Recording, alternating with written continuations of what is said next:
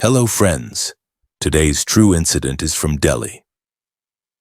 Around midnight on the 15th of November 2024, the police control room informed the Nagri police station in northeast Delhi that a boy had been murdered in H Block Park of Sundar Nagri. As soon as the information came in, SHO Santosh Kumar Rawat rushed to the location with his team. When they reached the park, they found a young man lying near an electric pole soaked in blood.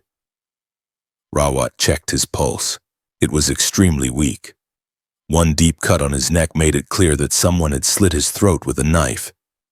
Next to the injured boy sat a man crying uncontrollably. Rawat asked, "Who is he to you?" Crying bitterly, the man replied, "Sir, he is my nephew, Rahul alias Manish. Some criminals called him out of the house and stabbed him. Please save him, sir. Please save him." Rawat calmly said, "Come with us to the hospital. We will question you after your nephew gets medical treatment. Let's go." He signaled a constable to shift the injured youth into the police van. Two constables carefully lifted Rahul onto the van's stretcher. Rawat himself sat in the van and ordered the driver to rush to GTB hospital. Within minutes, they reached the hospital. But while taking Rahul towards the emergency ward, he died on the way. The doctors confirmed his death. After completing formalities, Rawat sent Rahul's body for post-mortem and took his uncle back to the police station for inquiry. Sitting in front of Rawat, the uncle Kishan Kumar began narrating the entire incident. That evening, after finishing his work, Kishan was returning home with his nephew Rahul.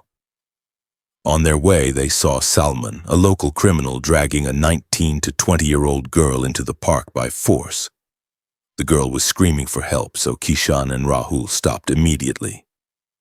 Rahul pushed Salman hard to free the girl. She ran away and both Rahul and Kishan returned home. Later, after eating and preparing to sleep, someone banged on their door. It was Salman along with 3 to 4 men. He shouted for Rahul to come out. The moment Rahul stepped outside, they grabbed him and dragged him toward the park again. Kishan quickly followed them, but by the time he reached, they had already slit Rahul's throat and fled. Kishan immediately called the police control room, and that's when the police arrived. He told Rawat, "Sir, my nephew Rahul was murdered by Salman and his accomplices. Please arrest all of them." Rawat asked, "Who was the girl? Do you know her?" Kishan replied, "No, sir. Only Salman would know that." Based on Kishan Kumar's complaint, an FIR was registered under sections 1031, 1091, and 35 of bonds.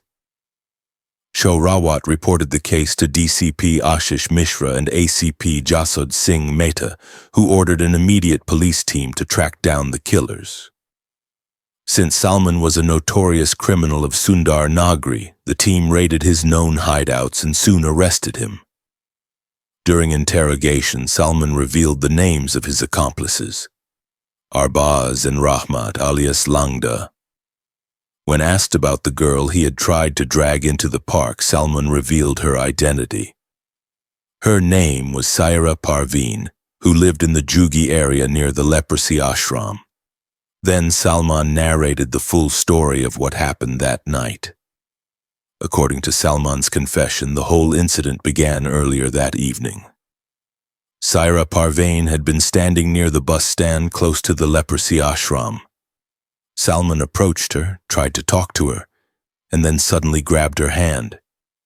Saira pulled herself free and began shouting. Instead of letting her go, Salman dragged her toward the nearby park. As Saira struggled, Salman slapped her and threatened her not to scream. But the moment she cried out loudly, 2 men passing by stopped. Those 2 men were Rahul and his uncle Kishan. When Rahul saw Salman assaulting the girl, he couldn't hold himself back. He rushed forward and pushed Salman with full force. The girl ran away immediately and Salman fell to the ground. Rahul and Kishan then left for home, unaware that this act of bravery would put Rahul's life in danger.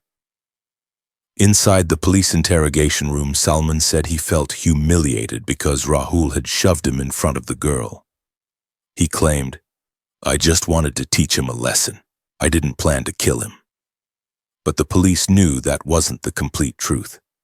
After being pushed, Salman went home furious. To calm his anger, he called his friends Arbaz and Rahmat, both known criminals from the area. Together, they planned to confront Rahul and punish him for interfering. Around midnight, the three of them went to Rahul's house. Salman loudly banged on the door, forcing Rahul to come outside. Kishan tried to intervene, but the three men grabbed Rahul and dragged him toward H Block Park. When the police asked Salman why he didn't stop even when Rahul begged for mercy, he remained silent. After a few minutes, he confessed, "We never thought of killing him, but Rahmat brought a knife. Things got out of hand." Inside the dark corner of the park, the three surrounded Rahul. As Rahul pleaded for his life, Rahmat held the knife to his neck. Salman claimed he tried to stop Rahmat, but Arbaz held Rahul's hands tightly, and in the heat of the moment, Rahmat slashed Rahul's throat. Within seconds, Rahul collapsed on the ground, bleeding heavily. Panicked, the three criminals ran in different directions. Kishan, who had been following from a distance, reached just moments later but found Rahul lying in blood, barely breathing. This was not just an assault anymore. It had turned into a brutal murder. Back in the police station after Salman's confession, SHO Rawat assembled multiple teams to track down Arbaz and Rahmat, alias Langda. Arbaz was caught near Gokulpuri within a few hours. But Rahmat, the one who actually used the knife, had disappeared. Meanwhile, police officers found Saira Parveen and brought her in for questioning. She confirmed the first half of the story, that Salman had tried to drag her into the park and Rahul saved her. Her statement strengthened the case even more. DCP Ashish Mishra now declared Rahmat a priority target. Teams continued to search for him in Delhi, Uttar Pradesh, and nearby areas, but Rahmat was one step ahead every time. He kept switching hideouts and even turned off his phone, making tracking nearly impossible. The pressure on the police increased because the media had started covering the story. Rahul's family demanded justice, and locals of Sundar Nagri began protesting, insisting that all criminals involved must be arrested immediately. SHO Rawat, however, remained determined. He believed that the investigation was inching closer to a major breakthrough. And then, after almost 48 hours of intense searching, the police received an important tip. Rahmat had been spotted near an abandoned building close to the Silampur metro station. A team quietly moved toward the location. What happened next would change the entire direction of the case. When the police team reached the abandoned building near the Silampur metro station, the entire area was silent. The building was half broken, littered with trash and old construction material. The officers signaled each other to move quietly. SHO Rawat scanned the surroundings carefully. He knew Rahmat was dangerous and desperate enough to attack if cornered. As they approached the backside of the building, a faint sound came from inside. Footsteps hurried and irregular. Rawat raised his hand, instructing the team to hold positions. Then he nodded, and the officers stormed into the building from two sides. Rahmat was sitting in a dark corner trying to pack a small bag. When he saw the police enter, he panicked and tried to escape through a broken window. But the officers blocked every exit.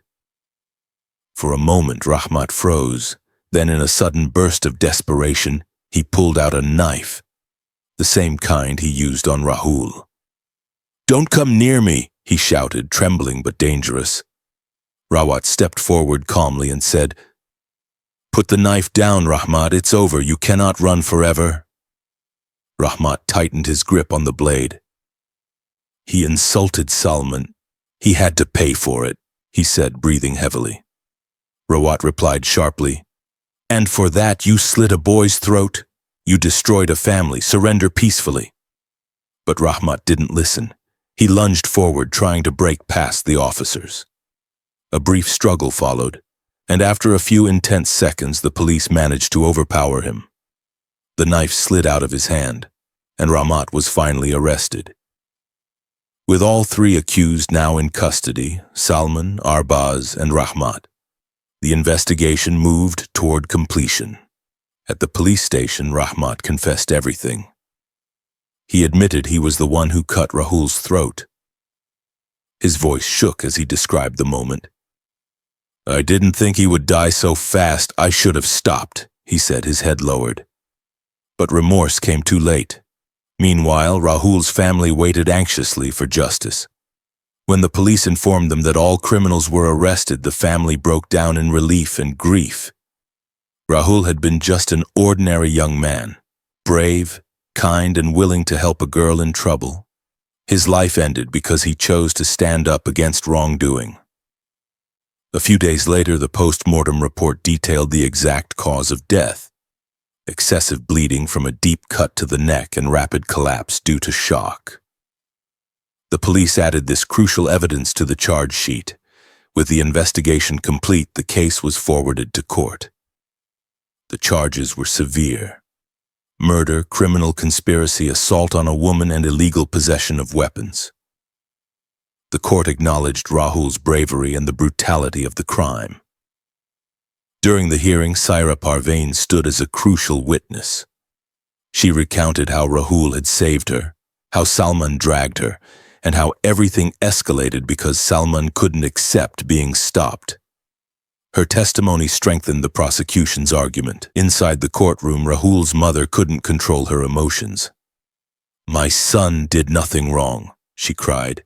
"He only protected a girl. Why did they kill him?" Everyone in the room fell silent. Even the judge paused for a moment. Public outcry grew around the case. Videos surfaced showing locals protesting and demanding strict punishment. The story spread across Delhi, becoming a reminder of how dangerous ego and anger can be. After weeks of trial, the court announced its verdict. Salman, Arbaz, and Rahmat were all found guilty. Rahmat was sentenced to life imprisonment for murder. Salman and Arbaz received long-term sentences for conspiracy and their roles in the crime. Justice was served. But the price was a young life lost forever. As the case closed, people began asking a painful yet important question. Why does helping someone in trouble sometimes put the helper's life at risk? Why do criminals react with such unchecked rage? Even though Rahul became a symbol of courage, society could not ignore the heartbreaking truth. Sometimes doing the right thing demands a cost far too high. Rahul's story ended, but it left behind a powerful message. A single act of bravery can save someone's life, but it can also provoke the darkest side of those who thrive on fear and intimidation. In the end, justice was delivered, but one question still remains, a question that only you, the viewers, can reflect upon. In a world where standing up for others can cost you everything, would you still step forward or step away?